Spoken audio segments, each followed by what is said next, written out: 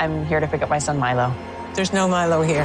Hey everyone, it's Gilbert.K here. Welcome back to my channel. Today we're going to dive into and explain the latest binge thriller that set the adult teen sofa on fire. All Her Fault, starring the unstoppable Sarah Snook. If you've ever had that what I've done moment as a parent or even just as a human who's ever sent a text and thought, oh, this show will dig tight into your gut. Today, we're unpacking it all, the plot, the characters, the wild twist ending. Let's go.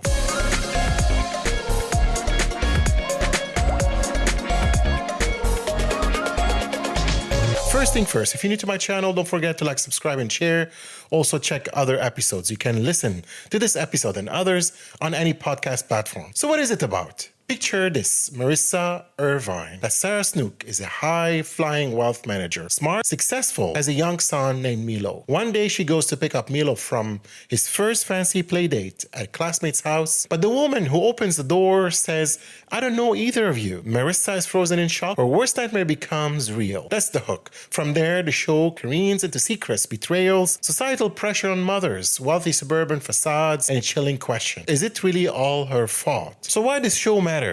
Okay folks, this is where we dig in. On the surface, it's a thriller. Kid disappears, panic sets in, but underneath, there's a deep vibe of working mom guilt, what this world expects of us, and who gets blamed when something goes wrong. Marissa is living the dual life, board meetings, and bedtime stories. The show asks, can you really do both without paying an emotional toll? Then there's the larger pressure cooker of suburbia. Everyone looks fine, they drive the right car, have the play dates, the smiles, but inside, secrets, lies, and past trauma. And here's a juicy one. The little All Her Fault itself. Who's her? Marissa, the nanny, society? The cast of characters starts to blame each other. And you, the viewer, are drawn into the blame game. For teens to grow-ups, this is relatable, even if you don't have a 5-year-old in a narrative. Because we all know what it's like to feel judged, to feel trapped by expectations, or to have a secret that feels ready to erupt. The characters you root for. So let's talk about the major players. Marissa Irvine, played by Sarah Snook, the career mom who's got everything until she doesn't. Snook's performance is lauded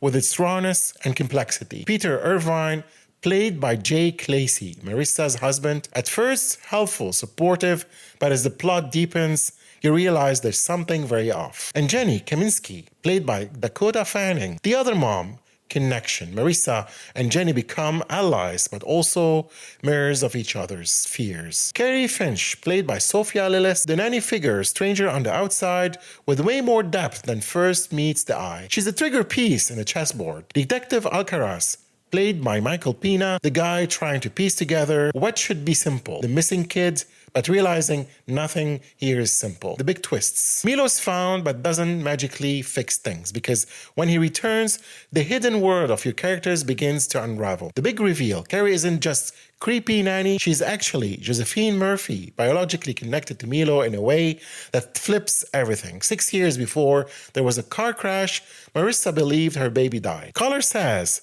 no, it was yours. Peter confesses he switched the babies after that crash because he thought Josephine was dead. Same baby, different lives. That's the heart of the show's darkness. And finally, final act, Marissa realizes Peter is dangerous, takes matter into her own hands. Carrie dies, Peter dies. Marissa walks away with Milo, but the truth stays hidden. Fun facts, the series is based on a novel by Irish author Andrea Myra. In 2021, the book got praised for digging into working mom guilt in a way thrillers rarely do. While it looks like a typical kidnapping thriller, the reality is the author once went to pick up her daughter from a play date and accidentally arrived at an empty house. That panic moment inspired the story. Sarah Snook was coming off major acclaim for Succession, so this show gave her a fresh but similarly intense kind of role. Filming took place in Melbourne, Australia, though story takes place in suburban Chicago, Aussie. Screen industry got a boost thanks to it. Title drop. The phrase all her fault keeps you